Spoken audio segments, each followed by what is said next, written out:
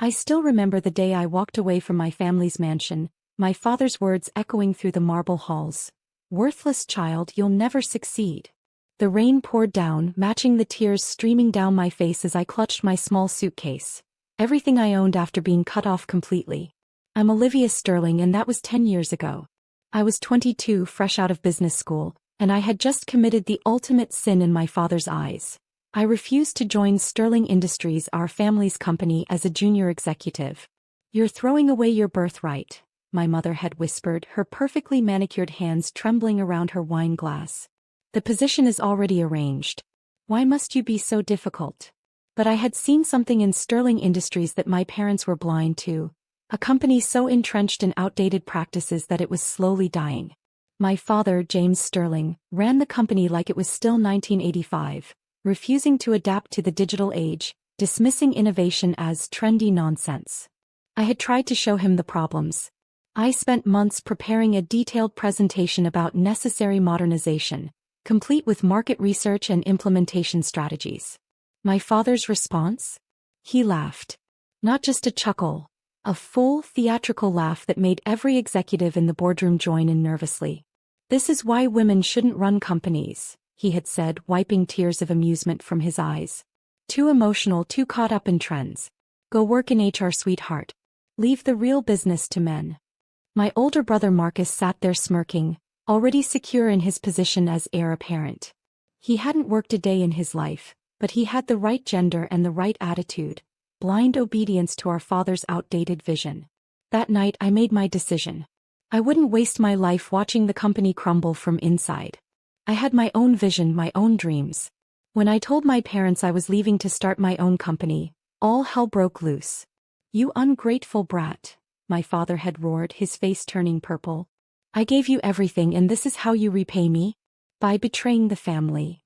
My mother just sat there, silent tears running down her face as if I had died. In a way, perhaps I had. The obedient daughter they thought they had raised was gone. "Get out," my father had screamed.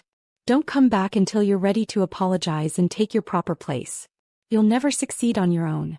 You're nothing without the Sterling name." I left with $2,300 in my personal account, money I'd saved from summer jobs my parents didn't know about. Everything else was in trust funds I could no longer access. My credit cards were already canceled by the time I reached my car. But what my family never understood was that their greatest gift to me wasn't money. It was education. Years of listening to business discussions over dinner, absorbing strategies, understanding market dynamics. I had learned from their successes and, more importantly, from their failures. I rented a tiny studio apartment in the rough part of town and took a job as a business consultant for small tech startups. During the day I helped other companies modernize and grow. At night I worked on my own dream, Phoenix Industries. The name wasn't just a company, it was a promise to myself. Like the mythical bird, I would rise from the ashes of my old life and build something extraordinary. My focus? Digital transformation for traditional industries. I understood the old way of doing business, but I also saw the future. The first year was brutal. I worked 18-hour days, lived on ramen noodles, and used my apartment's living room as an office. But slowly things started happening. My consulting work gave me connections in the tech world. Small successes led to bigger clients. I was ruthlessly efficient, saving every penny of profit. By year 3, Phoenix Industries had 20 employees and a real office. By year 5, we were handling digital transformation for Fortune 500 companies. I kept my name out of the press, operating through subsidiaries and shell companies. As far as the business world knew, Phoenix Industries was run by a mysterious CEO who never appeared in public. My family? I heard snippets about them through business news. Sterling Industries was struggling to adapt to the digital age, exactly as I had predicted. Their stock was dropping, their market share shrinking. My brother's leadership as CEO was a joke in industry circles. But I stayed focused on my own path. Every time I felt like giving up, I remembered my father's words, "You'll never succeed." Those words became my fuel. While Sterling Industries clung to the past, Phoenix Industries helped other companies embrace the future. 10 years passed this way.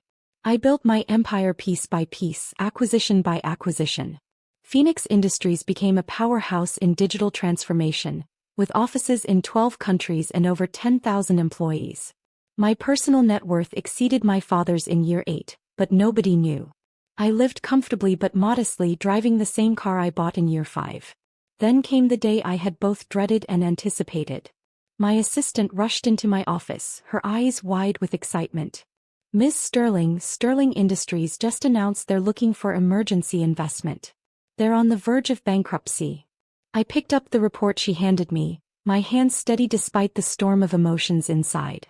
Sterling Industries, once valued at $89 million, was now worth less than half that.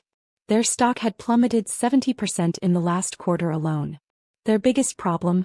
Failure to modernize, my assistant continued. They're losing contracts to more technologically advanced competitors. I leaned back in my chair, looking out at the city skyline from my penthouse office. 10 years of preparation had led to this moment.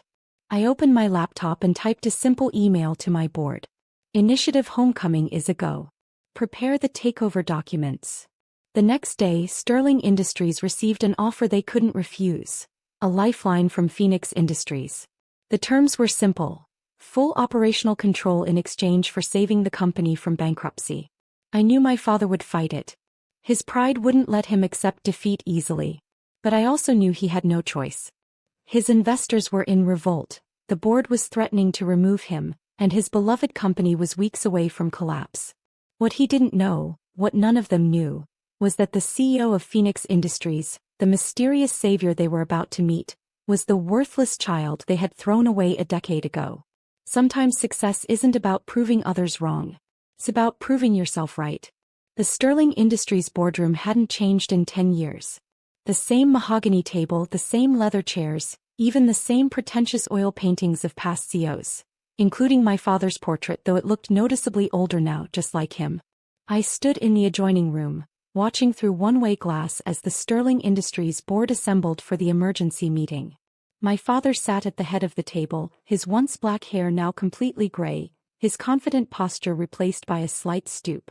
Marcus slouched beside him, fiddling with his phone, still showing the same disinterest in business he had a decade ago. "The Phoenix Industries CEO is here," my assistant announced to them right on cue. "Shall I send her in?" The word, her, caused immediate murmuring around the table. I saw my father's jaw clench. He still couldn't handle the idea of women in power. "Her." Marcus scoffed. "Dad, we're really going to let some woman take control of our company?" Before my father could respond, I opened the door and walked in. The room fell silent. My mother, sitting in the observers section, dropped her designer purse. Marcus's phone clattered onto the table. And my father, he looked like he'd seen a ghost. "Olivia," he whispered, his face draining of color. I wore a crisp black suit, my heels clicking against the marble floor as I walked to the podium. 10 years of confidence radiated from every step. "Good morning, everyone. I'm Olivia Sterling, CEO of Phoenix Industries." Marcus jumped up, his chair screeching against the floor. "This is a joke, right? Little Olivia. The failure." I smiled, removing a folder from my briefcase. "Actually, Marcus, I'm the one here to stop Sterling Industries from failing. Your failure, to be precise. Shall we look at the numbers?" I clicked a remote and the screen behind me lit up with graphs and charts. "Sterling Industries has lost 70% of its market value under your leadership. Your technology is obsolete, your management structure is archaic, and your market share is evaporating. Now see here." My father started to bluster, but I cut him off. "No, Dad. You've done enough talking. For 10 years, you've run this company like it's still the 1980s. Remember when I tried to warn you about digital transformation?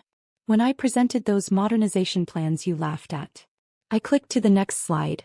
My original presentation from 10 years ago, followed by charts showing exactly how my predictions had come true. Everything I warned you about happened.